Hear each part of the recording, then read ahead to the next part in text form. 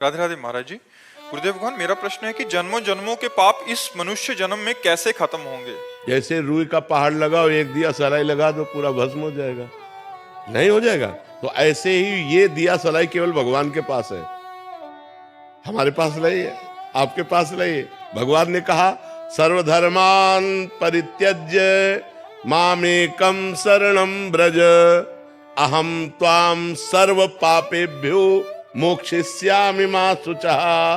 तू सब धर्म कर्म को मेरे समर्पित करके मेरी शरण में हो जा, मैं तेरे सारे पाप नष्ट कर दूंगा। मैं तेरे सारे पाप नष्ट, भगवान सारे पाप नष्ट कर देंगे। तो हमें भगवान का नाम जप करना चाहिए, भगवान का नाम कीर्तन करना चाहिए, भगवान की लीला कथा सुननी चाहिए, भगवान के भक्तों का संग करना चाहिए, सब में भगवान की भावना करके सेवा करनी चाहिए। हमारे सारे पाप भगवान नष्ट कर देंगे।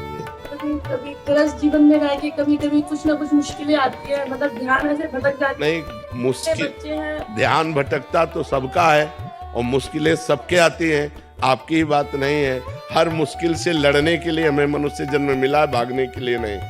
सबके पास मुश्किलें हैं, चाहे बाबा जी हो, चाहे गृहस्थ हो, चाहे जवान हो, चाहे बूढ़ा हो, चाहे स्त्री हो, चाहे पुरुष हो। कोई ऐसा नहीं जिसके जीवन में मुश्किलें न हो। क्यों भाई, तुम मुश्किल रहित हो क्या? हम भी मुश्किल में है, तुम भी मुश्किल में हो, लेकिन हम मुस्कुराते हैं, तुम चिंता में हो। मुस्कुराहट बनी रहे मुश्किलों में, इसीलिए मनुष्य शरीर मिला है। और वो तभी हो सकता है जब भगवान से जुड़े हो। अगर भगवान से नहीं जुड़े तो आप मुस्कुरा नहीं सकते, पक्का समझो। भारी से भारी विपत्ति और दुख में भी जो मुस्कुरा के कदम बढ़ावे वही तो मनुष्य है। जब भगवान को विपत्ति मिली तो हम इंसान को क्यों नहीं मिल सकती? राम जी को सुबह राज्य मिलना था और सामय के 14 वर्ष का वनवास मिला।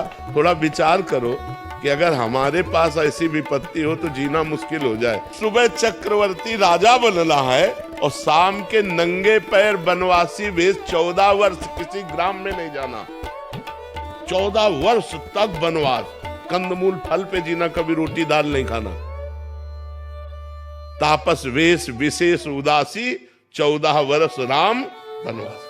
कितना बड़ा कष्ट भगवान को झेलना पड़ा। फिर हम इस मृत्यु लोक में जन्म लेकर मनुष्य होकर, ऐसी समस्याएं तुम्हारे पास है नहीं। बहुत छोटी छोटी समस्याएं आती हैं, उन समस्याओं का समाधान हम विवेक के द्वारा कर सकते हैं, हम भजन के द्वारा कर सकते हैं। हर समस्या का समाधान भगवान है। अगर हम भगवान से जुड़े, भगवान का नाम जप करें तो हमारे अंदर ऐसी बुद्धि आएगी कि हम लड़ सकते हैं, हम जी सकते हैं, हम दुख में भी जी सकते हैं। तो यही कला आप भी सीख सकते हो। खूब नाम जप करो, भगवान से चित्त को जोड़ो। मरना तो है ही यार, एक दिन तो मरना ही है सबको। रो रो के क्या मरना है यार, आनंद पूर्वक। आज हमें दुख है तो मुस्कुरा के जीते, कल सुख आ जाएगा, अपने आप आ जाएगा। जैसे दिन है वैसे ही रात, रात आई दुख, दिन आया सुख, ये एक क्रम चलता रहता है। दुख सदैव कोई दुखी नहीं रहता और सदैव कोई सुखी नहीं रहता। सब दिन हो तो ना एक समान, दिन बदलते रहते हैं। तो हमें चाहिए मुश्किलों में हम कमर कस ले कि अब मुश्किल आई है, अब मुझे भगवान का सहयोग लेकर इसे जीतना है, इससे हारना नहीं है। मनुष्य शरीर मिला है गलतियों को सुधारने के लिए और मुश्किलों को संभालने के लिए।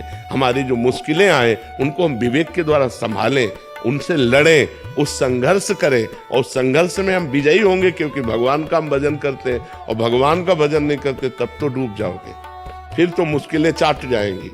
अगर भगवान का भरोसा है और भगवान का भजन है तो बड़ी से बड़ी मुसीबत से भी निकल जाओगे, पक्की बात समझो। अध्यात्म शक्ति देता है। हाँ, आज अगर हम आपके सामने बोल रहे हैं, हंस रहे हैं और जी पा रहे हैं तो सच्ची मानो, शपथ पूर्वक कहते हैं, कसम पूर्वक कहते हैं कि केवल हम प्रभु की शरण में तो हम जी पा रहे, नहीं जी नहीं पा सकते थे। और अब मस्त रहते हैं क्योंकि प्रभु की शरण में मरना तो एक दिन है ही यार, है?